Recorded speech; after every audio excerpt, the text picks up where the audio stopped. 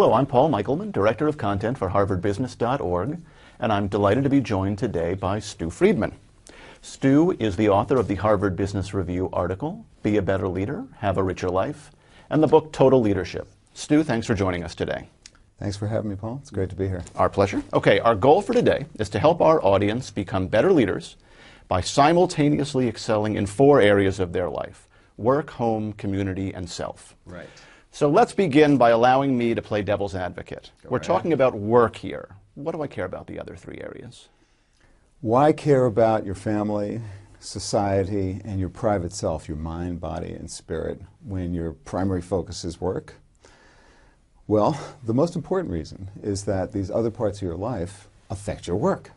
Right? So how things are going at work or in your private sphere of mind, body, and spirit, and your sense of contribution to society or to your friendship networks, your social groups, all that affects your performance at work. And one of the things that we've found is that the more you can bring the whole person in, the more energy, the more productivity, the more commitment, loyalty, and focus you have at work.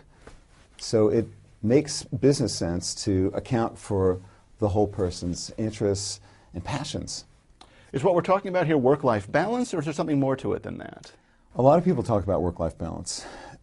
Many more people today than when I first started addressing this issue 20 years ago when my first son was born. And it's become a very present issue in many different sectors of our society and abroad. And there's a lot of important reasons for that. But balance is the wrong metaphor. Balance is the wrong metaphor because it implies trade-offs. It implies that you've got to give up one part of your life to have success in another part. And what I want to encourage people to do is to see the possibility of what I call 4-way wins, which requires that you use leadership to better integrate the different parts of your life, all 4: work, home, community, and self, and to generate the support that you need from the key people around you for making change, creating meaningful, sustainable change in how, where, and when you get things done, so that it's better for you and better for the different people in the different parts of your life. And what I find is that when you do that, when you take an approach that's not about trading off or balancing, but rather integrating in an intelligent way that fits your life, your world, that it actually works. So help me out here. I, like a lot of members of our audience, I'm sure, was brought up with the mentality that life is about trade-offs, that you do have to be willing to sacrifice in one area to excel in another. So let's get specific here. Help us understand how to take that leap to this new mentality. It starts with being real, which means understanding what really matters to you. And so there's a couple of really fun and interesting ways of doing that, looking at your core values, looking at your future. What's the legacy you want to leave for the world 20 years hence?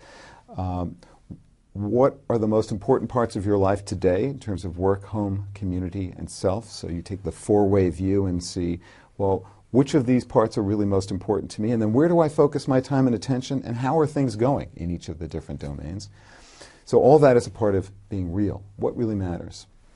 The second piece, be whole, is about understanding the needs and interests, what I call the performance expectations of the key stakeholders, the most important people in your life, in the different parts of your life. So you think about and write about who the most important people are and what your mutual expectations are at work, at home, in the community, and for yourself in terms of your own mental health, physical health, and spiritual growth and development, and leisure. And so you have a new perspective on where now can I create sustainable change? Where now can I experiment with how to bring the different parts together in a way that produces a 4-way win? So that's the third part, be innovative. Act with creativity by experimenting with how you do things. And so the fun part is experimenting. So what kinds of experiments do people do? Well, they range from changing the where and when of getting things done, what I call time shifting or replacing, working at home a day a week, for example, or in a more micro scale, focusing and concentrating experiments where you shut off your BlackBerry from the hours of 6 to 10 p.m. a couple of nights a week and see what benefits that brings for the different domains of your life, the different areas. Or there's the example that I write about in the article of a man who was new to his community and was working at a financial services company, wanted to become a high potential for executive promotion in his company, and also wanted to join a community board that would involve his fiance, who was very interested in community service activities, and would also connect him more closely with his sister, who was a special education teacher. So his experiment was to join this community board and to extend his network of professional contacts in the community. Of course, the bank saw that as something that was good for them, and it was also good for his family as well as for himself and his community. So those are some examples. Great.